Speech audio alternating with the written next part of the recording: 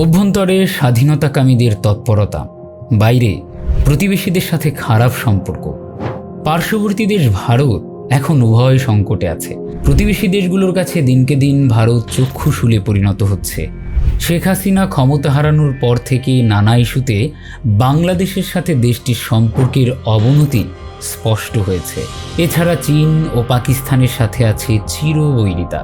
এবার নতুন করে সেই তালিকায় যুক্ত হয়েছে শক্তিধর ইরান। ভারতে মুসলিমদের দুর্দশা নিয়ে কথা বলেছেন ইরানের সর্বোচ্চ নেতা আয়াতুল্লাহ আলী খামেনি। বিষয়টি ভালোভাবে নেয়নি ভারত। এ নিয়ে সম্প্রতি উত্তেজনা দেখা গেছে। এদিকে তুলনামূলক কম শক্তিশালী নেপাল কিংবা মালদ্বীপও ভারতকে পাশ কাটিয়ে চলছে। মালদ্বীপে ভারত বিরোধী সরকার ও নেপালে ভারতের বিরুদ্ধে বিক্ষোভের ঘটনাগুলো সেটাই প্রমাণ করে। কিন্তু কেন এ পরিস্থিতি সৃষ্টি হলো? চীন এবং পাকিস্তানের সাথে ভারতের খারাপ সম্পর্কের বিষয়টি ঐতিহাসিক। চীন ও পাকিস্তান উভয়ই পারমাণবিক শক্তিধর দেশ। দেশ দুটির সাথে ভারতের বিশাল সীমান্ত রয়েছে। সীমান্ত ইস্যুতে আধিপত্য বিস্তারকে ঘিরে ভারত ও চীনের সেনারা বহুবার মুখোমুখি হয়েছে। এখনও সেই উত্তেজনা কমেনি।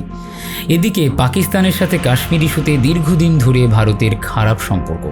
কূটনৈতিক যোগাযোগও প্রায় নেই বললেই চলে। প্রায়ই দুটি দেশ একে অপরকে বিভিন্নভাবে হুমকি দেয়। মূলত মোদী সরকার ক্ষমতায় আসার পর থেকে ভারতের পররাষ্ট্র নীতিতে ব্যাপক পরিবর্তন আসতে থাকে। প্রথমত, ভারতের বর্তমান সরকার তাদের হিন্দু আইডেন্টিটিকে পররাষ্ট্রনীতির একটা প্রধান স্তম্ভ হিসেবে প্রতিষ্ঠা করতে চেয়েছে। নরেন্দ্র মোদী সরকারের আনা নাগরিকত্ব আইনের মূল লক্ষ্যই ছিল ভারতীয় রাষ্ট্রকে হিন্দুদের অন্তিম আশ্রয় হিসেবে তুলে ধরা। বাংলাদেশের মতো একাধিক মুসলিম প্রধান দেশে এই নীতি হিতে বিপরীত হয়ে ধরা দিয়েছে। বিশেষ করে বাংলাদেশে বিভিন্ন সময় ভারতের নেতামন্ত্রীরা দেশের ভেতরে বাংলাদেশি শব্দটাকে অবৈধ মুসলিম অনুপ্রবেশকারীর প্রক্সি হিসেবে ব্যবহার করেছে, যা কিনা দ্বিপাক্ষিক সম্পর্কে প্রভাব ফেলেছে। এছাড়া সীমান্ত ইস্যু থেকে শুরু করে বৈদেশিক বাণিজ্য এবং নদীর পানি বন্টন ইস্যু সব দিকেই ভারত আধিপত্য বিস্তার করছে। অপরদিকে সুসম্পর্কের খাতিরে নিজেরা সর্বোচ্চ সুবিধা ভোগ করছে। রেল ট্রানজিট সুবিধা থেকে শুরু করে বন্দর ব্যবহার এবং বাংলাদেশের বিদ্যুৎ খাত সবখানেই ভারত লাভবান হয়েছে। বিগত শেখ হাসিনা সরকার এই সম্পর্কে সমতার সম্পর্ক বললেও দেশের মানুষ কখনোই সেটি মনে করেনি। হাসিনার পতনের পর মানুষের সেই মনোভাব তীব্র আকার ধারণ করেছে। প্রায় একই রকম ঘটনা ঘটেছে ভারতের অন্যান্য প্রতিবেশী দেশেও। নেপালে নতুন সংবিধান প্রণয়নের সময় ভারতের প্রচ্ছন্ন সমর্থনে যে অর্থনৈতিক অবরোধ কর্মসূচি পালিত হয়েছিল, তার বিরুদ্ধে সে দেশের সাধারণ মানুষ ভারত বিরোধী প্রতিবাদে ফেটে পড়েছেন। নেপালের ক্ষমতাতেও আছেন ভারত বিরোধী হিসেবে পরিচিত কেপি শর্মা ওলি। মালদ্বীপেও গত বছর ভারতপন্থী একটি সরকারকে হটিয়ে নির্বাচনের মাধ্যমে ক্ষমতায় এসেছেন মোহাম্মদ মুইজ্জু, যিনি প্রেসিডেন্ট হওয়ার পরই তার দেশ থেকে সব ভারতীয় সেনাকে সরিয়ে নেওয়ার দাবি জানিয়েছেন। তার দলের ইন্ডিয়া আউট ক্যাম্পেইন মালদ্বীপে ভালো সাড়া ফেলেছে। ভারতকে ছেড়ে প্রেসিডেন্ট মুইজ্জু চীনের দিকে ঝুঁকছেন কোনো রাগঢাক না করেই। শ্রীলঙ্কার পরিস্থিতিও ভারতের অনুকূলে নয়। 2022 সালে শ্রীলঙ্কার অর্থনৈতিক অবস্থা খারাপ হওয়ার পর ভারত দেশটিকে সহায়তা করেছিল, কিন্তু এরপরই তাদের আসল রূপ বের হয়ে আসে। প্রভাব খাটিয়ে তারা শ্রীলঙ্কায় চীনের একটি নবায়নযোগ্য জ্বালানি প্রজেক্ট আটকে দেয়। পাশাপাশি নিরাপত্তার দোহাই দিয়ে শ্রীলঙ্কায় চীনের জাহাজ ভিড়তে দেওয়ার ব্যাপারেও আপত্তি জানায়। এতে দুই দেশের মধ্যে সম্পর্ক খারাপ হয়।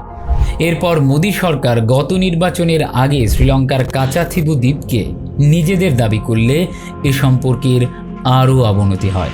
অথচ 1974 সালে ভারতের কংগ্রেস সরকার এই দ্বীপটি শ্রীলঙ্কাকে দিয়ে দিয়েছিল। সামরিক, বৈদেশিক বা অর্থনৈতিক প্রায় সব ক্ষেত্রেই আরেক প্রতিবেশী দেশ ভুটান ভারতের উপর নির্ভরশীল, অথচ তারাও চীনের সঙ্গে আলাদাভাবে সীমান্তে আলোচনা শুরু করেছে।